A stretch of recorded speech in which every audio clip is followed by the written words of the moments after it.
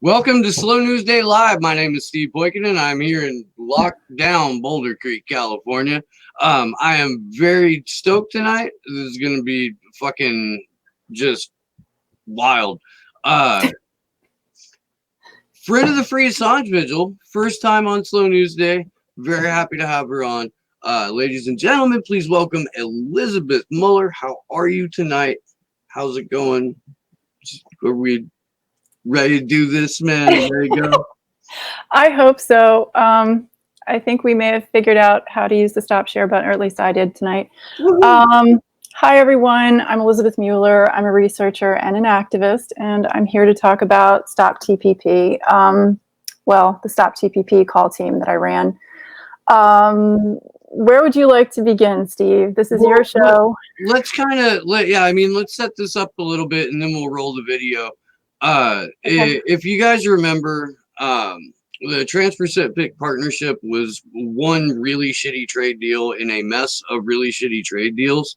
And, there were lots of reasons to oppose it, but most people just knew surface level information about it. And Liz went deep, and with the help of the wonderful website WikiLeaks, who actually broke the story on just how bad TPP was, organized fairly extensively and successfully against TPP, and wound up becoming a victim of targeting as a result. So we're going to go through kind of all of that. Liz says it best in the beginning of her presentation that she sent me, and that's Julian Assange says it best. So we're gonna roll tape and listen to what Julian had to say about this, and then kind of go over it. So Josh, if you would please.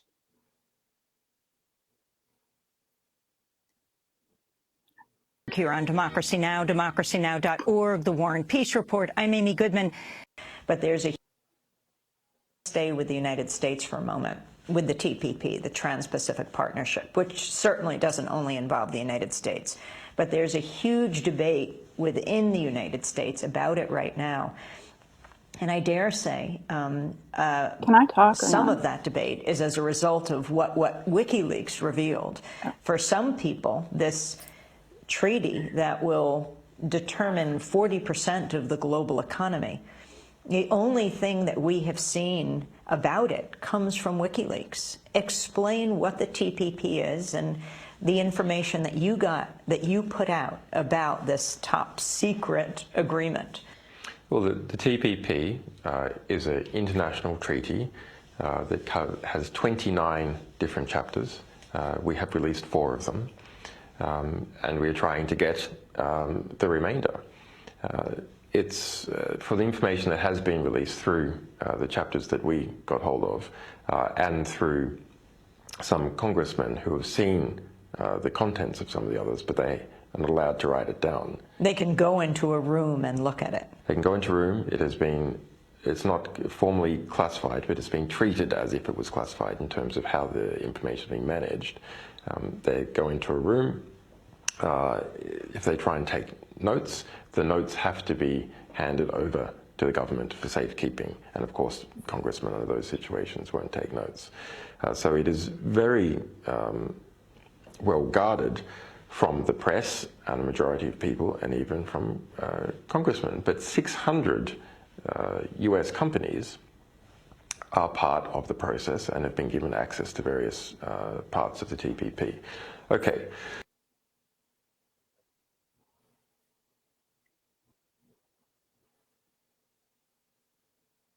Aren't I? That's right. I was muted. I'm sorry. I'm trying to do this like, the right way. We got, anywho. So it amazes me that the legislative process and the entire approach to TPP wasn't screamed on the front page of every newspaper everywhere, far and wide. The fact that if you took notes during the meetings, You had to hand your notes over before you left the building. The fact that 600 corporations were able to tell 535 members of Congress more or less what to do and how to do it. And by the way, we can sue you now.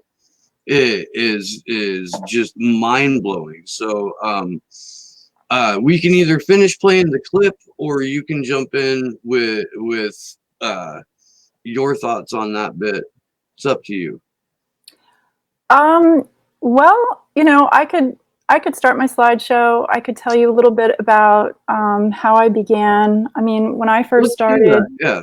Do you want to do that? Okay. Yeah. How did you get to be a TPP activist?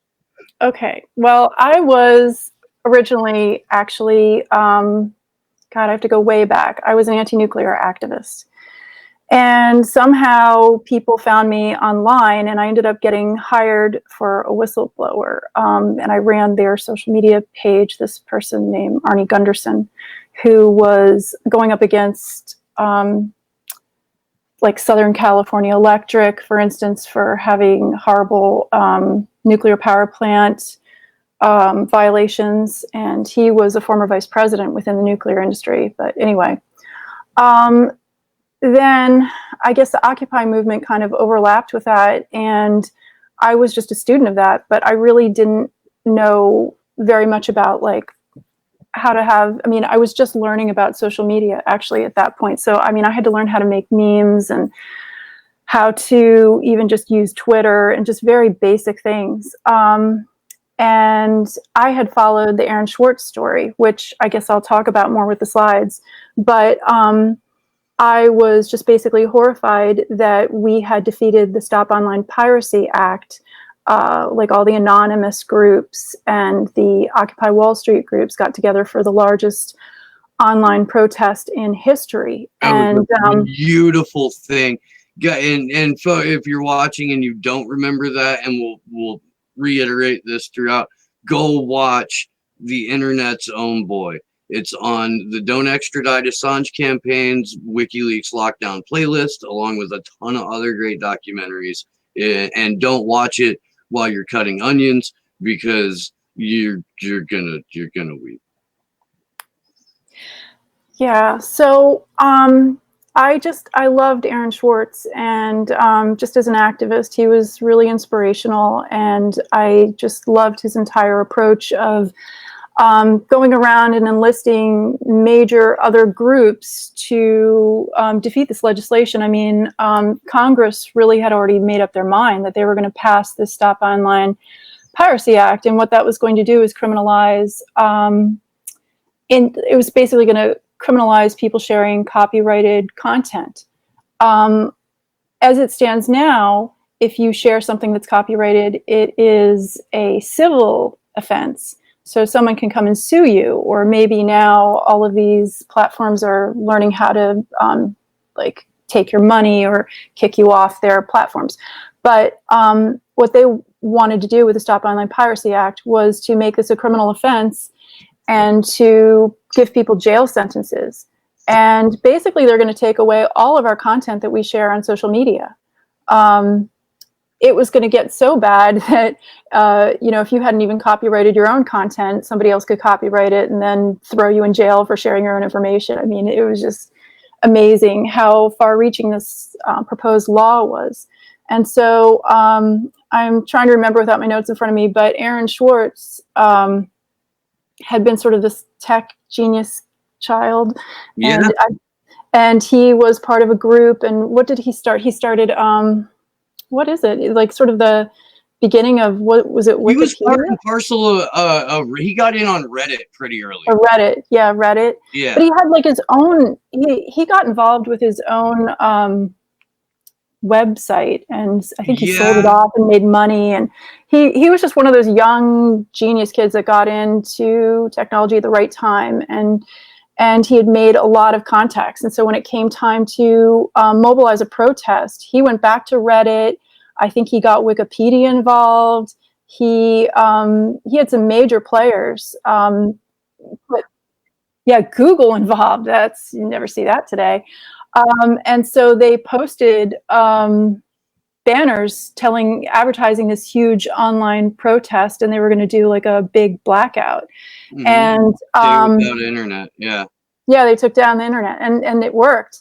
And so at the last minute, Congress did not pass this legislation, which was a huge upset. And he ended up getting targeted as a result after doing this. And then all these other things happened. But maybe it's better for me just to sort of launch into I feel like I'm sort of talking about my slides before I have them in front of me. But just to give an overall view, this is... I got involved with trying to stop the TPP because after SOPA was defeated, they took SOPA and reinserted it into this other proposed legislation, the Trans-Pacific Partnership, the TPP. All I knew in the beginning was, wait a second, we just defeated SOPA. I'm not letting this happen. And this is also right around the time that Aaron Schwartz that died. And it was under suspicious circumstances. He was said to have killed himself, but a lot of other activists felt that maybe this was foul play. And with lots of good reasons, not the least of which he had told a lot of people close to him that he was being followed and stalked and his shit was being rifled through, and he himself had become targeted. He didn't and there was that thing where like the FBI just parked in front of his house, sat in front of his house for hours one day, just sat there waiting. That's crazy to me, because as much as I know about all the targeting programs now, which I knew nothing about back then, nothing. And even as I was getting targeted, I didn't understand it for a long time myself. But I'm still learning stories about what they did to Aaron. And I'm really, really angry about it. But anyway, I definitely want to go back over his life and dig up a lot of those incidents and pair them with some of the other research that I found from a lot of these military manuals about targeting programs. But before we go any further here, real quick, yeah. Kat Terrell in the chat says that you look marvelous. Oh, thank you. Thank you. It was debatable a minute ago, but anyway, don't look too close. It was not debatable. There was no debate, none whatsoever. You look lovely. You're gonna be fun. You got this. Oh, thanks, guys.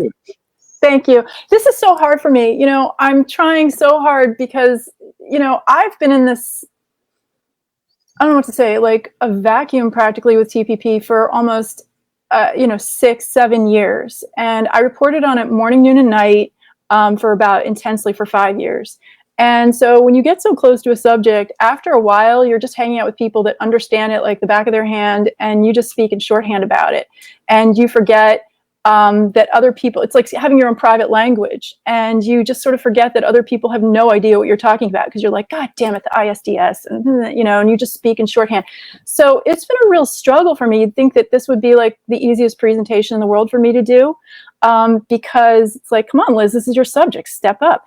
But it's more terrifying for me because I've been in this zone for so long, and I forget how to pull away from being up and doing the detailed work and explaining it to people who maybe have no idea what it is. So anyway, tonight I thought I'd just do the basics and maybe a review. I know, Steve, that your audience is very well educated, and especially if, I don't know, I'm really curious. I have the smartest, best looking, least susceptible to flattery audience in the entire internet. I do. It's 100% true. Well, good. Well, all I can say is that I don't know. I wonder if people who've been with my Stop TPP call team, if anyone's out there. But I'm starting with it's a lot of review and a lot of basics, and I just wanted to drive home the four to five main points of why TPP is so dangerous. And right now they've changed the name to CPTPP. The U.S. shot it down, but I have this horrible feeling that this coming election, 2020, there's a lot of talk about there are secret meetings that are going on right now in August. They haven't been canceled due to coronavirus. So, I'm very concerned that they may even use the coronavirus and all of this debt that's being created for people as almost an excuse to restructure debt or to take some drastic measures to pass a trade deal or just somehow find some weak link to pass this legislation. But maybe I should. Here's the thing, and we can get into it a little bit more as we go further on. But we're just now really starting to feel what's happening to our economy. Small businesses are fucked. The $305 billion that was allocated to small businesses in the first relief package, majority of that was scooped up by large influential publicly traded companies. They had to make a rule where they have to give the money back now, but all they're going to do is say no and get it tied up in court forever. So as we start to see like real economic collapse, that's the perfect time for these corporations to come in and be like, okay, not only do we have a plan that's been in the works for a number of years, but we also are the only people with the means to buy up these retail spaces or these factories or, this plant, whatever. And then all of a sudden we're magically operating under these CPTPP standards. Yes, and I'm just afraid, even if whether it has something to do with it or not, they'll just use it as an excuse. They're basically going to torture us with debt. And then when we're like, oh my God, I need to eat, I need to work, what's going on? They're just going to offer a solution that has nothing to do with really the problem. And they'll just say, oh, well, clearly you need the CPTPP that enriches all of us. Why don't we pass it? And everyone's going to be just sitting there watching horrible mainstream television and reading the New York Times and the Washington Post and just doing whatever the security agencies tell them to do through the media. And I have a lot of evidence that seems to point to a certain group of people, even in the security agencies. Like in the beginning of this fight, I thought the corporations were driving this. And I actually ran to national security. I was going to people in the military, and I was going to people who were in national security thinking, this is a national security issue. Maybe they've overlooked this. Maybe Congress has no idea and they're just rubber stamping this. I need to go and run. I was like Lassie, like a stupid dog, like, oh my God, you guys. And so I'm like running over trying to, warn everyone, like, this is a national security emergency. And actually, you know what? I think I reached some people. And I think that's maybe even why we stopped TPP, because I do think that there's an internal battle within the security agencies. But what I didn't understand in the beginning is that it's not corporations driving this.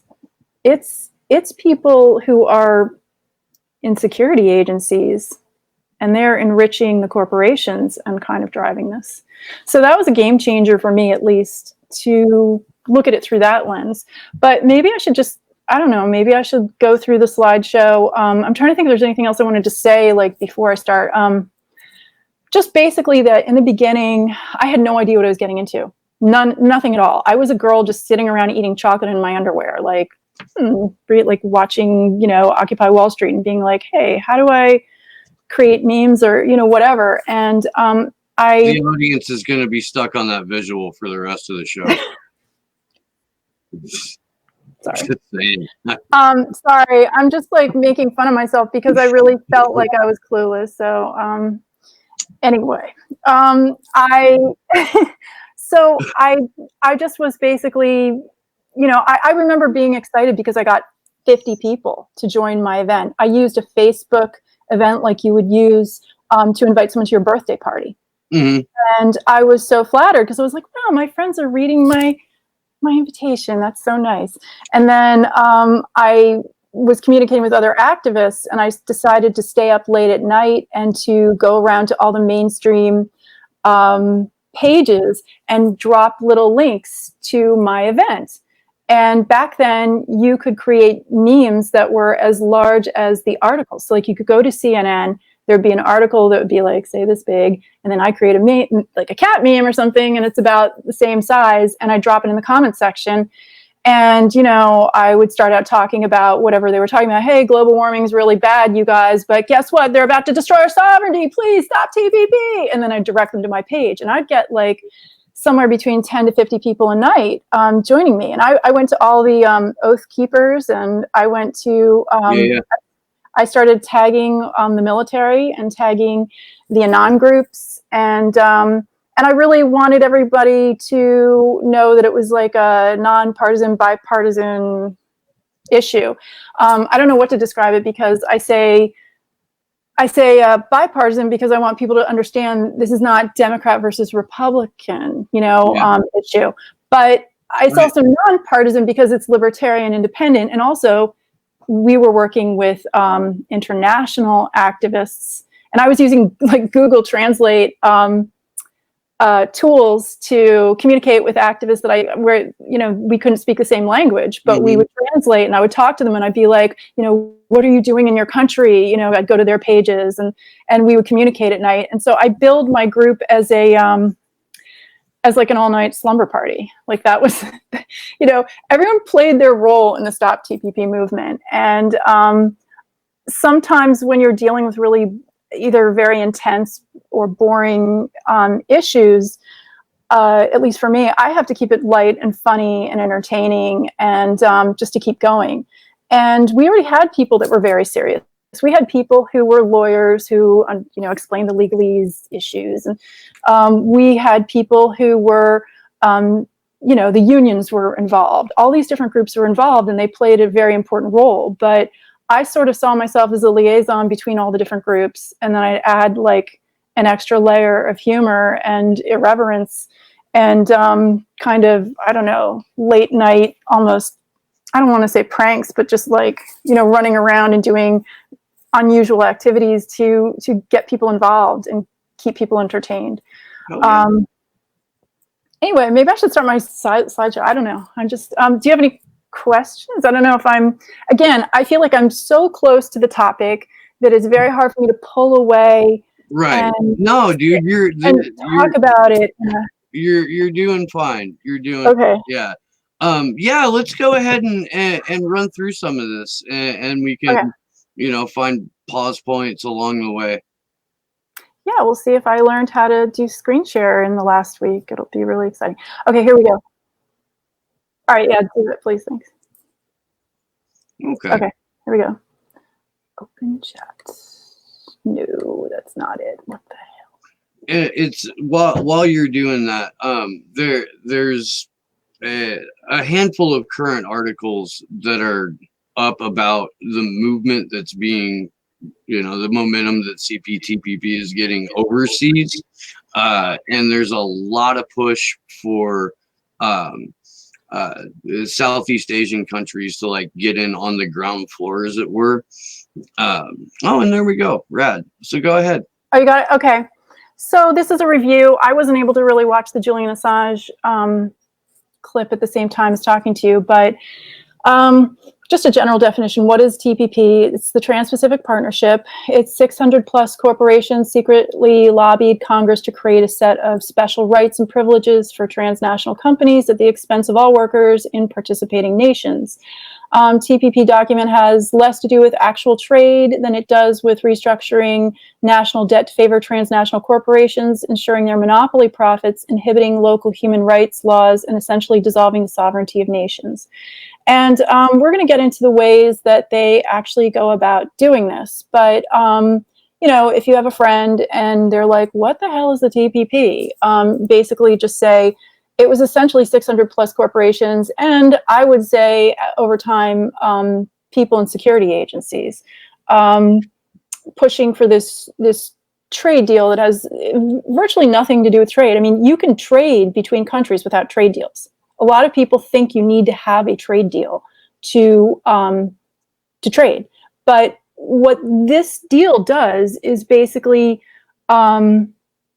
creates a system where, well, we'll get into it, like this ISDS system that's different. Right now, you could trade between countries and just have countries follow the domestic laws. Like if the US wants to sell in China, they have to follow China's domestic laws, or vice versa. But what these new trade deals are doing is creating these extrajudicial offshore tribunals where they can basically pound each other with debt. They can sue nations for expected profits. And we'll get into that. But anyway, but a lot of people, when you say trade deal, they fall for the name, and it's a misnomer because it really has very little to do with trade. Okay. Yeah. So we'll get into this. What nations were originally expected to join TPP? The United States, Japan, Mexico, Canada, Australia, Malaysia, Chile, Singapore, Peru, Vietnam, New Zealand, Brunei. Can we do that one more time, but in the Animaniacs voice with the countries of the world? No, only if you do it for me, no. United States, Canada, Mexico, Panama. It doesn't have Panama. Damn it. But yeah, I mean, it's basically the Five Eyes countries minus England, and paired with a lot of countries that pay their workers significantly less, they for whatever reason.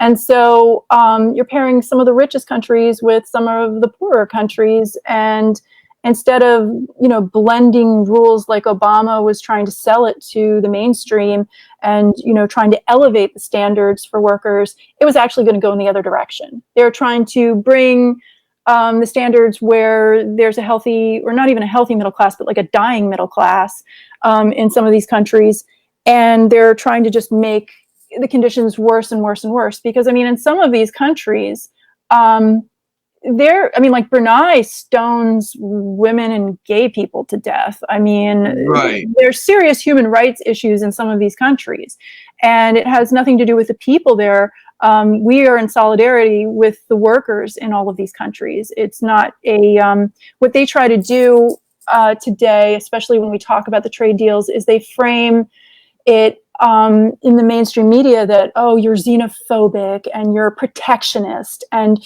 you just don't like people from other countries and you don't want to trade with them. And they create all these lies. And the fact is, you can trade without trade deals. It has nothing to do with racism or xenophobia or not one. It's actually, we worked with all of the workers in these countries. I was working with activists in almost every one of these countries to stop TPP. And this is not about just being protectionist. This is about fighting for workers' rights on a global scale. And so they want to frame in the mainstream media that this battle is, first they'll say, oh, it's, country versus country. It's not country versus country. It's the elite versus the workers. Global elite versus the global workers. Then they'll try to say, oh, it's a liberal versus conservative debate. No, it's not. It's we started out, and also they'll falsely try to associate liberal ideologies with the DNC, the Democrats, and conservative ideology strictly with the Republicans, which is debatable in it of itself too. So they are trying to, like the security agencies I primarily blame, are trying to mislead the public with our mainstream media by creating these false narratives, these false lines of division, and basically scare the horses into wanting TPP, even though it's against just about every single person's human rights, except for the horrible criminals that cooked it up in the first place. Okay, so I'm just going to keep going. Yeah. Top 4 reasons to stop TPP. Okay, I put in a dog meme this time, just for variety's sake. Not a cat meme this time.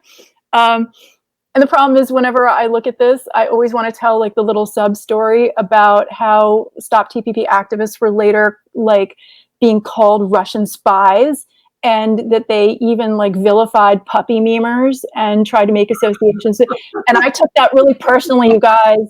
I took that very personally. Anyway.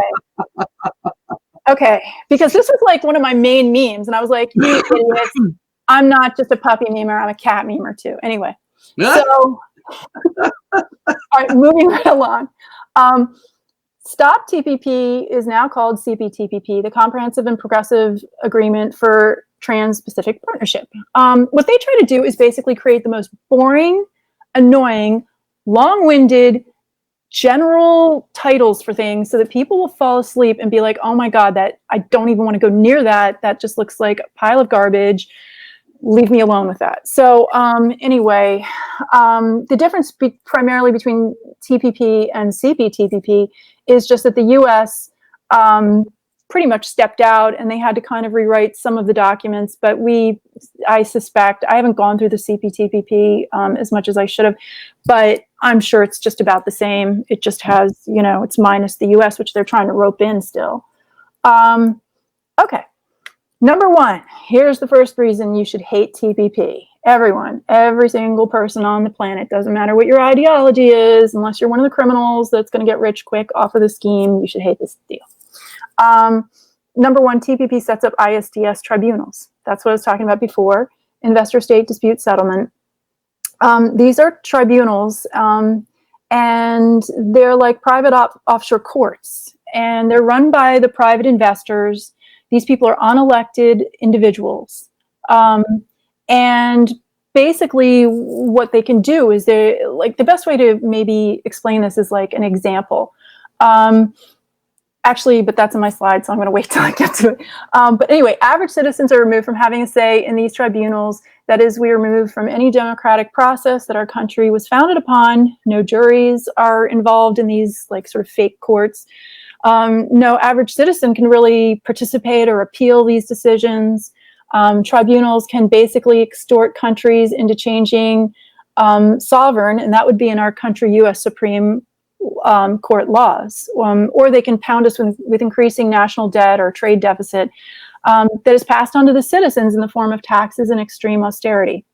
Corporations sue nations for expected profits if domestic law stands in the way of marketing products from foreign nations. Okay, that's a lot to understand if you're just being introduced to this for the first time. I'm going to see if I can get to my example.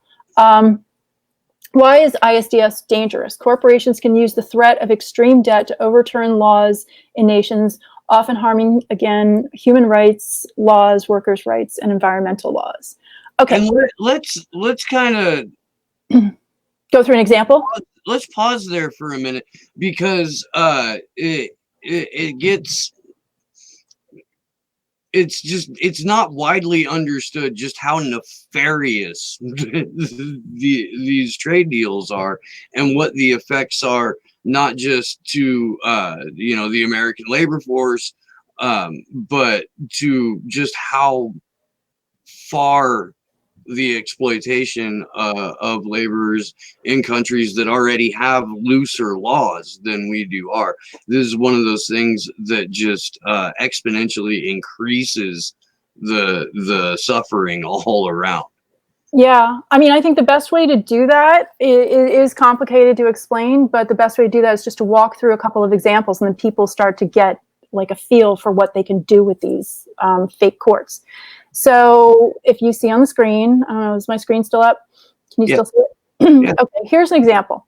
A company wants, let's just say, I don't know, like Vietnam wants to come over here and put in they want to frack. Okay, they want to frack in your backyard. And the company, when they frack in your backyard over here in the US, is leaking poison into your drinking water.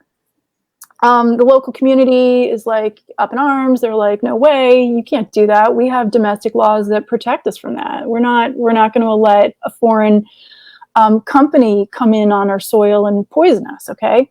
Well, the corporation then goes to their little offshore tribunal, the ISDS, investor state, settlement, dispute settlement. Okay. So then what happens is the company from, offshore will sue the United States, sue the country that's preventing them from doing their whatever the law is that's preventing them from doing their business. Okay, so now the country has a choice. The country that's getting sued has a choice. They're either going to accept that they have to pay out the settlement to this company. And the company can just make up an arbitrary amount. They could be like, well, if we had just done our fracking there, we would have made $50 trillion. They just make up some kind of, wish list of how much money they would have made. And and the thing is that the people that are making these decisions are all the same insiders. Like sometimes it's a corporate attorney that's working on one side, and then they switch, and then there's sometimes the judge, and they go back and forth. They're all working collaboratively to basically rob workers and rob nations of their collective resources and putting them in their back pockets. So, okay, so let's go back to this example. So like, let's just say the offshore company wins the amount of money that they're suing for. Okay, and it's trillions of dollars. Well, it's almost like credit card debt. I mean, it's ongoing until you remove whatever barrier is in the way of this company making its profits. They can sort of keep on collecting this amount of money. And the thing is, there's an endless number of companies that can find some weird reason to sue a nation and get a payout. So they could just keep on pounding a country over and over again until you practically have, national bankruptcy issues, because there's no limit on the number of companies that can create these phony lawsuits in ISDS, and there's no limit of, even the same company could find different little laws to pick on. So you just have a bunch of like offshore criminals that are taking turns suing each other's nations and robbing each other's people. And then we, the people, are the ones that are going to end up having to pay that debt. It's not going to come out of the corporate, CEOs' back pockets. Right. And this includes not just laws, but regulations, right? Yes. And so it goes on and on. So, okay, so this is just one example. But what can also happen is not just that the country that's suing gets a big settlement, and then, the country that gets sued has this big debt that's racking up. It can go the other way. It can go the other way, that the country that's getting sued capitulates and says, okay, listen, you got me. I'm just going to remove that law from my books. I know it's, if it went to Supreme Court in our country, it would say you can't poison our people and our water supply. But you know what? We are so fearful of this debt that you're racking up for us. Go ahead, just poison our people. We don't care. And so I'm laughing, but that's fucking horrific. If I don't laugh, I'll scream, or pick something up and throw it, and the closest thing in front of me is a laptop, and that would be bad. I hate to tell you this, but a case almost exactly like this has happened already with ISDS in other countries. And I think I posted the article maybe that explains it. But anyway, so these aren't even just, so we're past hypotheticals at this point. Yeah. Okay. So going on. So now apply this last example to other laws, because it can go on forever. You could be doing business with a company from Brunei. Brunei could be like, guess what? I like to stone women to death. Could we come over and stone women to death? Or standing in the way of our profits of stones that beat women in the face? Like, could we? I mean, I'm being extreme, but they and then it's like, okay, well, we could have stoned these women to death with made trillions of dollars. Either pay up, or you're going to have to remove your law that says we can't stone your women to death. I mean, I'm being extreme, but I just want people to understand that once you open the door to these kinds of horrible offshore extrajudicial fake courts that are above our Supreme Court, you've lost control of your laws being enforced, because now it's going to be driven by money, and it's going to be driven by this higher tribunal, and they're going to use debt to basically, I call them extortion courts. They're extortion courts because it's like, yeah, you better change that law, or we're going to bankrupt you. And so they can go after women's rights laws. They could go after union laws. They could go after wages, work conditions, the environment, safety. My biggest fear, because I was an anti-nuclear activist, is like, and actually there was even a case that I was studying at one point. I wish I had that article in front of me, but I don't know how many people are familiar with what happened with Fukushima and nuclear power plants and safety violations and why that triple meltdown occurred. But there were a lot of factors that played into that. And one of them was that the company that, that had the big meltdown, it was ignoring a lot of safety violations and building on fault lines that they shouldn't have built on, and just crazy stuff like that. Well, this same company, TEPCO, is still going around and trying to build their nuclear power plants even after this triple nuclear meltdown. And in fact, they were even in like the Gulf of Florida, I think, trying to like set up a nuclear power plant and, you know, threatening to use, I think, you know, similar powers to ISDS to try to push it through. And it's just like, this can get very, very extremely dangerous fast. Yeah, they are completely. I mean, it's outrageous. And, you know, no wonder these people are trying to keep the text to this secret for so long. But anyway, so getting back to my slide, an ISDS tribunal could extort your country, which I just said, to overturn protective laws, which I just talked about, and etc., all to enrich a set of transnational CEOs, and I may add security agencies, who may or may not live in your country. And the worst part is that, you know, it's bad enough when we have our own American companies or whatever, like say you're in another, it's bad enough when domestic companies are attacking their own people and their own people's rights. But when you have someone coming from offshore and doing it, they have zero allegiance to your people because they don't even have to live with the consequences. It's not like they're sending their kids to the same schools or they're living in the same general area. Or if a nuclear power plant blows up our entire food supply out in California or down in Florida, they have to really suffer most of the consequences because they're going to be over on another landmass. So this is extremely dangerous. I mean, I want to scream every time. It never gets old. I just want to scream every time I talk about ISDS. When people talk about, you know, unelected, nationless, stateless, multi-millionaire, billionaire, trillionaires, this is who we mean. We mean people who aren't subject to any sort of law the way that we are because they're making it. They're forming this shit. And they don't have to report to anyone but shareholders. So as long as they're squeezing the peasantry, they're doing what they're supposed to do. It's fucking gross. Yeah, I mean, there's so many layers to it. I mean, the fact that people still will, in their minds, think that Congress is making decisions and think that the Supreme Court is making decisions and think that they have their rights, but that they're not maybe educated or aware that they've created this little loophole for, you know, for these little secret tribunals to be occurring that will end up pounding us with debt. And so people will be missing jobs and money and all sorts of things, but they won't really know where it's coming from. And so you see, again, the mainstream just falling for it and being like, just vote for Bernie and it'll be fine. Or like, it's just, sorry if anyone's a Bernie supporter, but, you know, people will start to think that these issues can be solved by local government, when at this point, our local government has outsourced our local government and it's out of our hands. So, okay, moving on.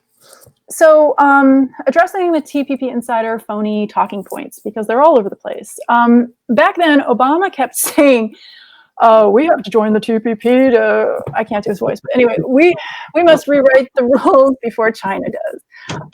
What does he mean? This was baffling to me. I remember that too. I remember when he would say that shit. Oh my God, it made me furious. But anyway, he kept saying we must rewrite the rules before China does. Now, number one, there's a lot you need to know about this. Number one, China is not part of the TPP officially, but because it is a major player over in the Asian Pacific, and they supply a lot of raw goods and materials to the sweatshops that they have relationships with in the surrounding Asian Pacific countries, they will be enriched by TPP. Obama was trying to pretend, in my mind, this is my opinion, that, you know, China was the enemy and that we had to join this trade deal immediately so that we could defend ourselves against China and Chinese sweatshops and you know, what Chinese sweatshops and their cheap products have done to out-market American products, right? But number one, you can punch a hole in that logic like instantly, because it's like, how does joining a transnational deal that suddenly makes it harder for us to enforce our Supreme Court laws help us write the rules before China does? Also, at one point, China planned to join the TPP. There were articles back then that even discussed that. And why should anyone offshore be rewriting our U.S. Supreme Court laws? You know what I mean? Like as it stands now, if we don't join TPP, no, our laws are decided domestically. But if you get us involved in some stupid, crazy shit like offshore, if you get us involved in something crazy offshore where we're surrendering our sovereignty, now we really are at risk of not only China, but like all these other transnational CEOs with their wish lists, following their rules. So this is total Orwellian doublespeak. Like I get furious every time I hear it. We must rewrite the rules before China does. Shut up, Obama. And what it is it's ceding sovereignty. Yeah.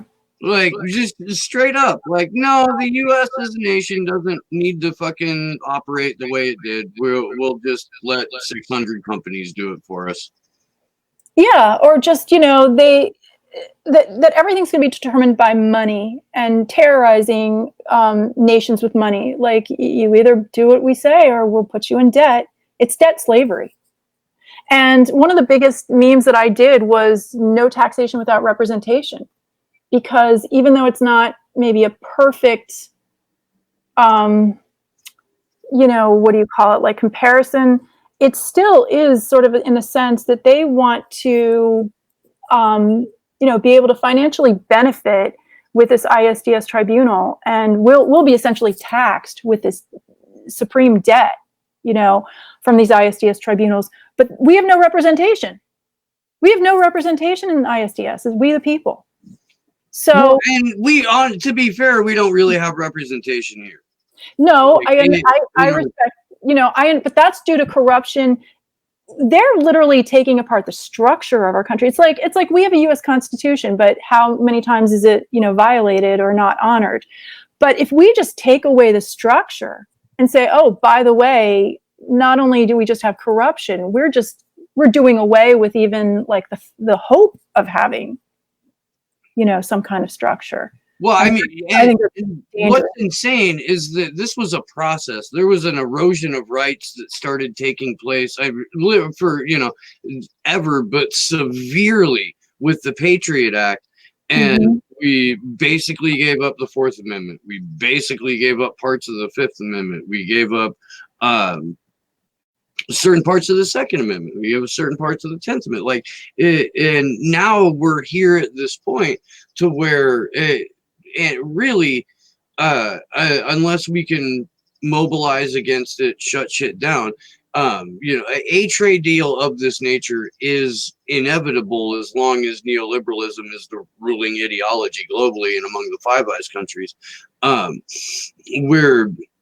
We're giving away, well, not we're giving away, but everything that we thought we operated under goes completely out the window when something like this happens. And we're already fighting tooth and nail to keep what's left of the First Amendment alive and trying to get Julian Assange out of jail and trying to fucking stop the extradition for him here so that we can still have at least a semblance of a free press with public disclosure outlets that, even though they're terror groups now, will still be able to publish as long as foreign publications don't get charged with the U.S. Espionage Act.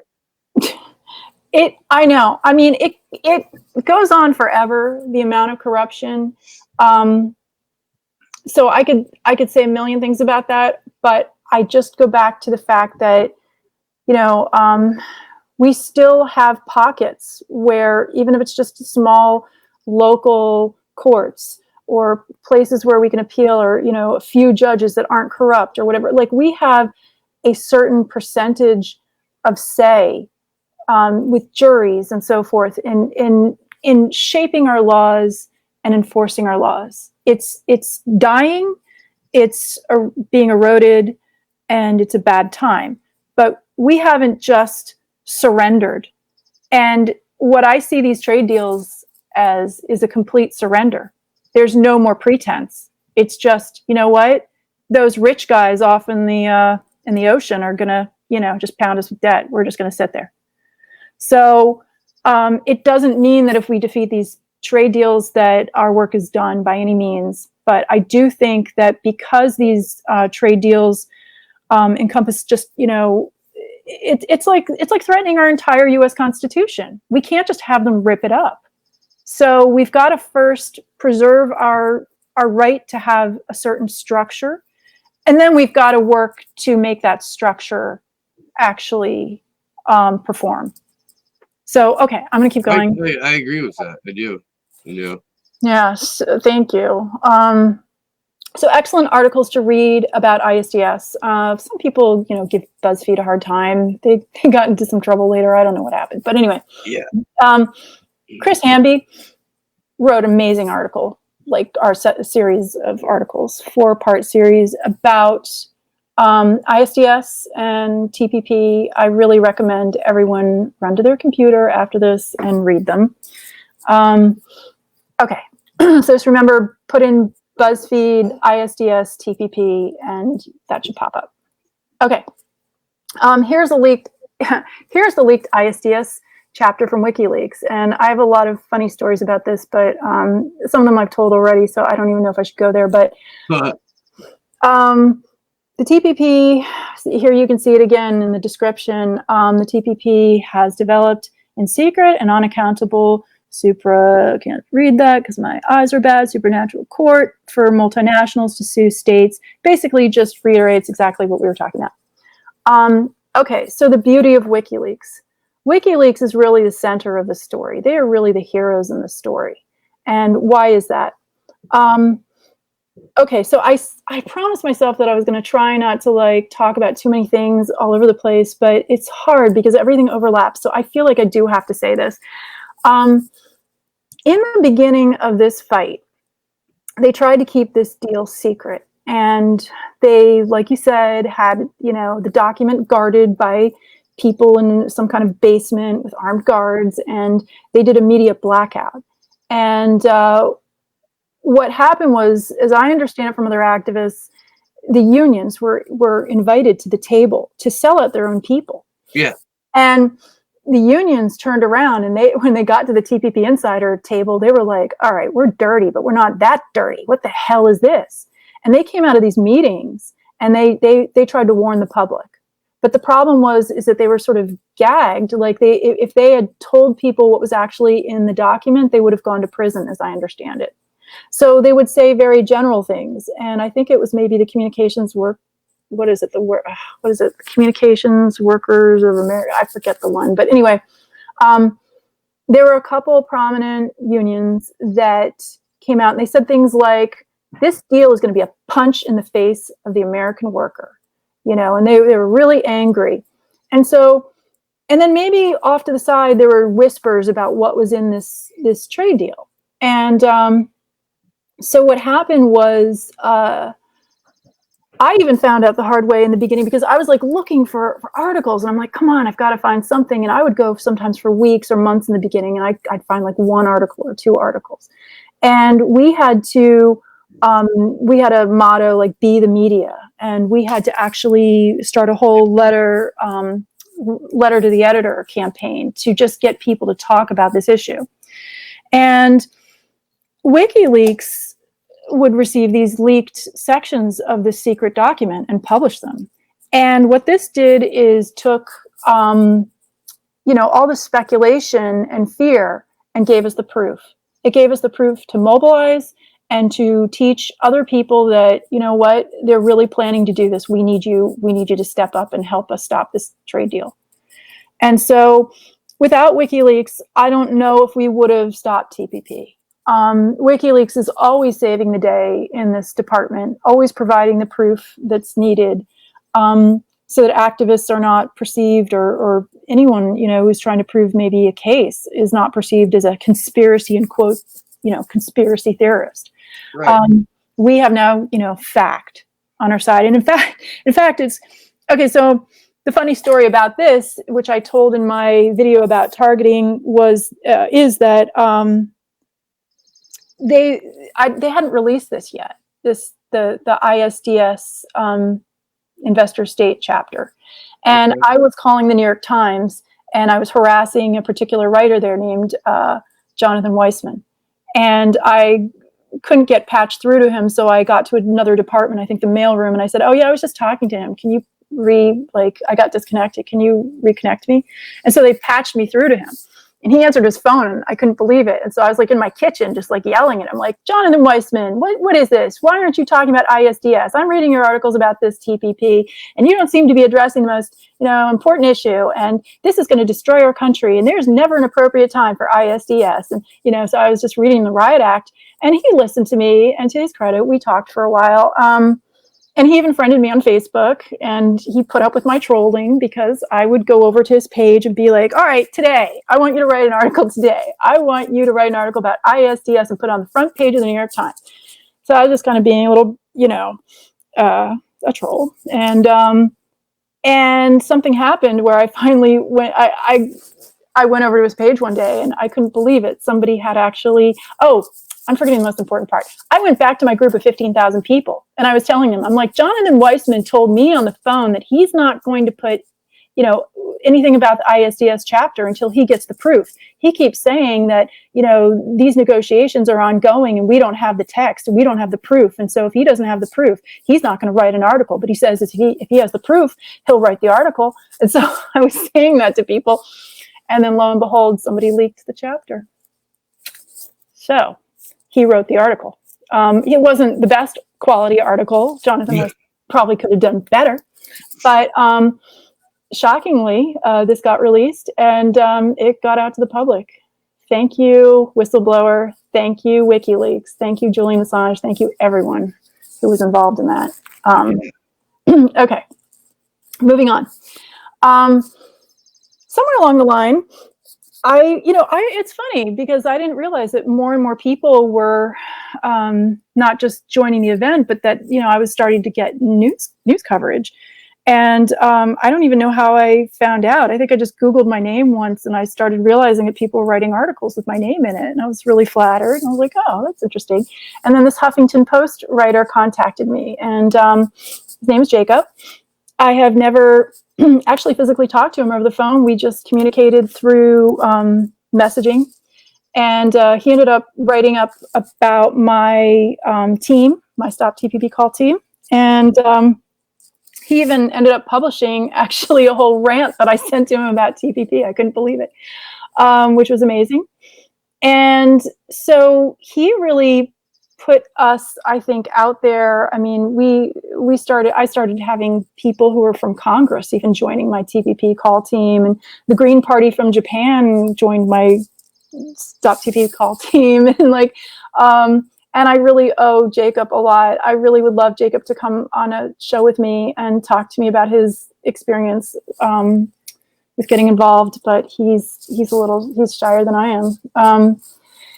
And so anyway, if you want to go and read this article that I wrote, it's a long screed about TPP, as per usual. But the funny thing about Jacob and I is that we, in the beginning, like I said, there was this media blackout, and we wrote like 3 out of 5, I think, articles at one point about the TPP. And I don't know if I put it in my notes, but oh yeah, here we go. So yeah, we wrote 3 out of 5 of the articles about the TPP. And we didn't realize we were getting all this attention, but all of a sudden Obama goes on the television set, and he's like, I take it really personally when people start saying negative things about my TPP. And he goes, do not read the Huffington Post. And we were like, holy shit. We're like, is he talking about us? So we were laughing, and we thought it was funny. There were articles like Obama to House Dems, don't read Huffington Post. I mean, we were just cackling to ourselves about this. And but the not funny part is that, this could have been a thinly veiled threat, because I ended up being targeted and having my whole life destroyed practically. So, so it was funny at the time. It still makes me laugh, even though there were. Yeah, no, and for the record, fuck Obama, because really. Just what a horrific, murderous caretaker of Reaganomics that guy was. Yeah. I can't say enough. I wish I put in the picture. You want to hear something funny? Is that I always want to hear something funny. Okay, I campaigned for Obama in his first Did you really? I really did. And I've got pictures of me. I drove across country like a cornball with like signs for him because I was so happy and ignorant. And I just thought, oh, it's great. This is, I fell for the whole, like, this is progress. Did you kick your own ass after the fact? Oh, of course I did, because this is a guy that probably single-handedly with John Brennan ruined my life. I mean, and ruined a lot of other people's lives. And, Can I killed. tell you something? What's that? In 2008, I was part of the nation's election blog team, and I got fired for writing an article called Barack Obama, Reagan with a Tan. No, oh no. That's not going to go over well. It's not. So actually, Chris fucking Hayes was the political editor at The Nation at the time, and he was ultimately the person that fired me. Oh, wow. Yeah. Yeah, see, you know what is so annoying? And I know you know this, and you're probably going to say, agree with me and chime in, but it's like they so cynically use the whole women's rights. Like, I'm a feminist. I studied actually women's, I'm like a women's, what do you call it? Studies minor, but I mean, they use, everything is racist and sexist and, you hate all the immigrants, and they try to make everyone feel guilty for being discriminatory. But the thing is, they don't care. They're the most discriminatory people on the planet. The kinds of policies that they are passing are going to completely screw women and completely screw people who are poor or people of color or people who are immigrants and so forth. They just do it cynically and manipulatively and we all know this. But anyway, yeah, I can't say enough bad things about Obama. So our group was in a little social media spat with Obama, and I wrote back.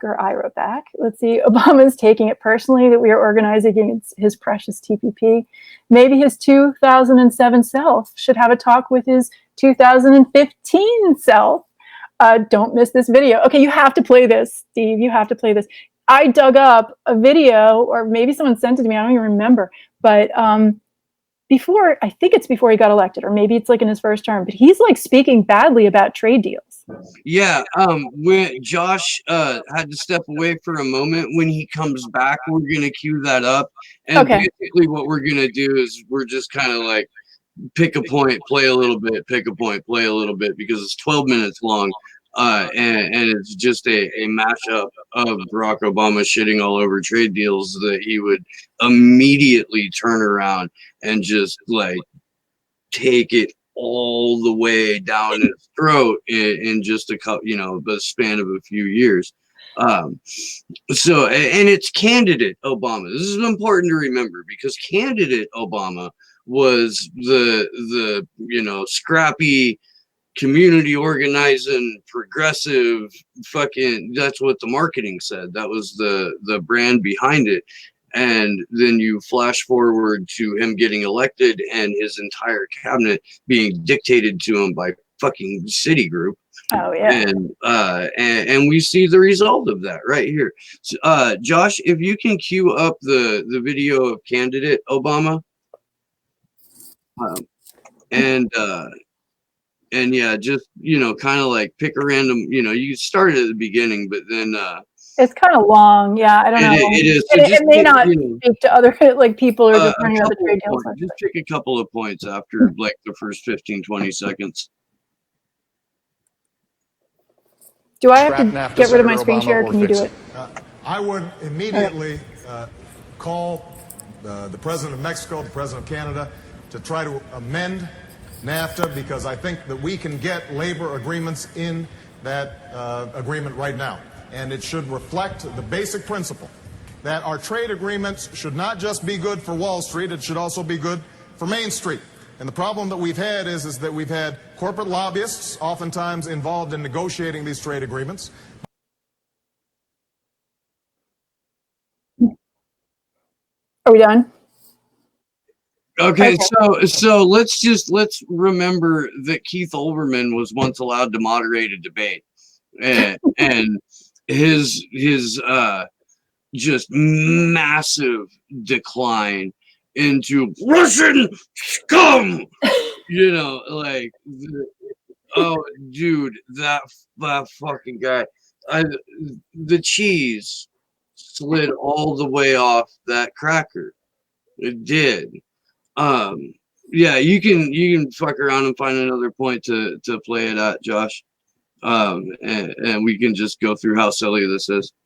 But the AFL-CIO, and that issue is going to be something that I think should be important throughout this campaign. Continue with this in 30 seconds to that, but back to our original topic, Senator Obama. The flip side to fair trade, obviously, if buying American costs more, and in many cases it does, how do you convince a working family that's struggling to get by on a tight budget and in part makes ends meet using $10 T-shirts for their kids that buying American is still best for them no matter what the price is? Look, people don't want a cheaper T-shirt if they're losing a job in the process. They would rather have the job and pay a little bit more for a T-shirt, and I think that's something that all Americans could agree to. But this raises a larger point, which is globalization is here, and we should be trading. Well, people, they don't want a $10 T-shirt. If people want a $10 T-shirt because they're broke, because you introduced the fucking gig economy after you bailed out the fucking banks and everybody lost their goddamn jobs in their houses, you fucking piece of shit. Yeah, I can't say enough bad things about him. I can't even look at his face. I'm gonna get rid of him. Okay, there we go. I think we talked about that. That was the video. Oh, I was going to bring up again that interestingly in the beginning, oh my God, I can't remember. I like told this story to so many people, and then I like sometimes black out when I'm like talking to a camera. So if I'm repeating myself, just let me know. But in the beginning, okay, so I think we left off where I was talking about how the unions blew the whistle.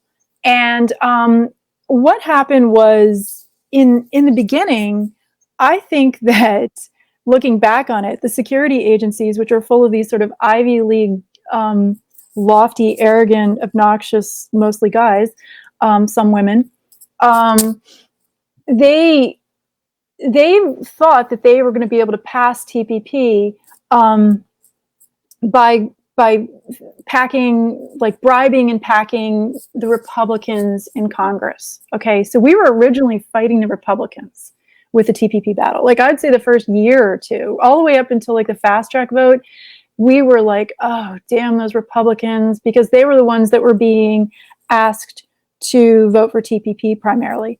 And that's sort of also like how people like Bernie Sanders got involved. I mean, I was like actually in the phone call, they did like a phone call meeting, and I was there when Bernie said that he was going to run for office just specifically to stop TPP. And so we thought that we had a healthy group of Democrats on our side, but we were wrong.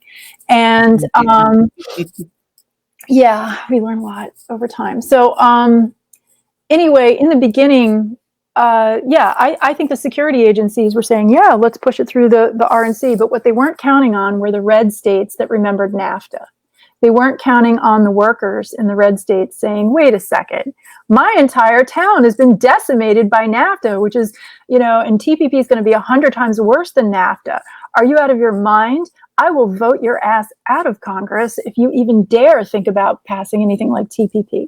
So the unions did a really good job, and so did the red states, at rejecting a lot of the Congress members that were pushing for TPP, sort of in these like mid-elections for Congress. So they had to change direction, because I mean, as I understand it, or as I believe at this point, it's really the State Department and the CIA that really drive policy, and they just use like bribery and threats basically to commandeer political leaders to do their bidding. And so I just see the Democrats and the Republicans as like vehicles. And so one day they'll drive the DNC vehicle, and the next day they'll drive the RNC vehicle. It doesn't matter. They just want to get their agenda across. Yeah. And so they tried with the Democrats, and they tried with the Republicans, sorry.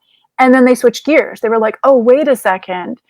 These people that we were being condescending to in the working class actually remember why all of their mills are empty and all of their jobs went offshore. And they're like threatening us practically with pitchforks. We better change gears and turn this into loading up the DNC with CIA members who are pro-TPP. And we better basically have the Democrats. They changed their entire approach, their entire pitch for TPP. That happened with NAFTA too. NAFTA was something that came about in George H.W. Bush's administration, and he couldn't get it passed. The Democrats went nuts over it, and it took Bill Clinton to pass George H.W. Bush's NAFTA.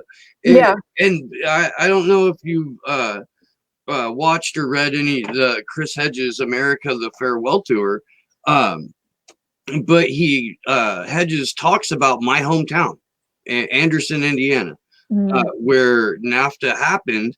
It was largely a GM town, and now it's like churches and methadone clinics and bad tattoo parlors, a racetrack, and a Nestle Quick Pant, and it's right to work. Nobody, it sucks. It's a shithole. Mike Pence was the representative from that district, and when he got elected to the House of Representatives. It's just awful. There's so many towns. I mean, I'm in Princeton, right next to Trenton, New Jersey. They've got a big sign that Trenton makes, the world takes. And it's just, it's like a shell of what it used to be a thriving company, and people used to be proud of the products that came out of Trenton. And now it's almost like a war zone. I mean, I actually go down there sometimes, and I did Occupy Trenton for a while, but even people that live there would kind of grab onto me and say, listen, you need to be careful coming down here. Like, be very careful. And so, I went to school actually in a steel mining town that was completely kicked in, and it's actually had some of a resurgence, but it's because artists took over. And so people in the red states, they remember people who were really impacted, and their families were impacted by NAFTA with the offshoring of jobs. They remember. Trump fucking campaigned on how bad NAFTA was. What's that? And was right about it. Wait, I'm sorry, my headphone just fell out. What did you just say? Oh, I said Trump campaigned on how bad NAFTA was and could point at Hillary Clinton. You campaigned on behalf of your husband to pass this shit, and here she wouldn't even go to fucking Michigan. She ignored the Rust Belt, and it's only called the Rust Belt because NAFTA fucking rusted out all the fucking auto plants. Yeah, I mean, I've been trying to avoid talking about Trump. I'm going to talk about him in maybe another presentation about TPP, but he's a wild card. He's a wild card. He jumped. I mean, he used to be a Democrat, and then he turned Republican. And I don't know why he's opposing TPP. He jumped in front of the parade. We were all just a bunch of activists. He opposed it because Obama wanted it. Maybe that was just his way in.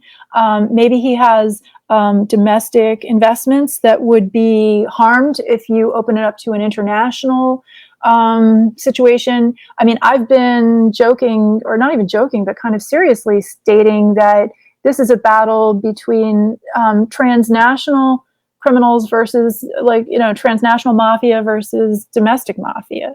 And, Trump will defend us from the transnational criminals, but he'll do it at a price. So, even if you end up going with Trump to just stop these trade deals, which I hate to say it, but these trade deals are so dangerous. I didn't vote for him last time, but we can't have these trade deals. Okay. That does not mean that I support his policies. And that does not mean that the fight is over. So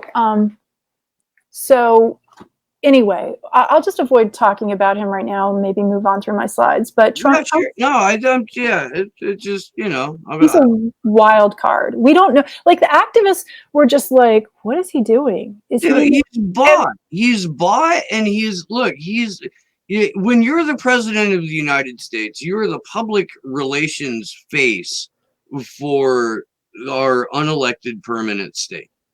And what Trump does that's wild cardy, for every one of those, there's a dozen deep state fucking friendly executive orders or legislation passed. It's the wild card thing is a fucking it's theater, because there's always something more nefarious behind those acts.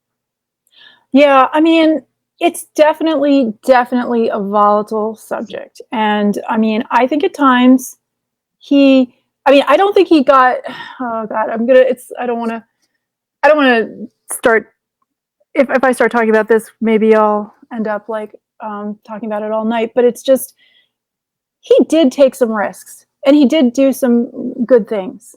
Now, that doesn't mean I support all his policies, and that doesn't mean he maybe even did them for the right reasons, but I have to hand it to him. It was very courageous to pull us out of the TPP. And he really did single-handedly do that in the end. And so I'll give credit where credit is due. But, you know, he seems to be possibly capitulating, and he isn't, you know, by any means our total hero. But in that one instance, he did pull us out of the TPP. And I think that's why the security agencies are targeting him with Russiagate. I will do another presentation on this, but what I found over time is that all the Stop TPP activists, and this was long before Russiagate became a real thing. I was just noticing, you know, they were calling everyone a Russian spy. Everyone. I mean, I even still to this day have people coming to my work, different places that I work, and they come in and they ask me if I'm Russian or if I know where any of the Russians are, or they just, yeah, they do. They taunt me and they're obnoxious. It's I have recordings of it.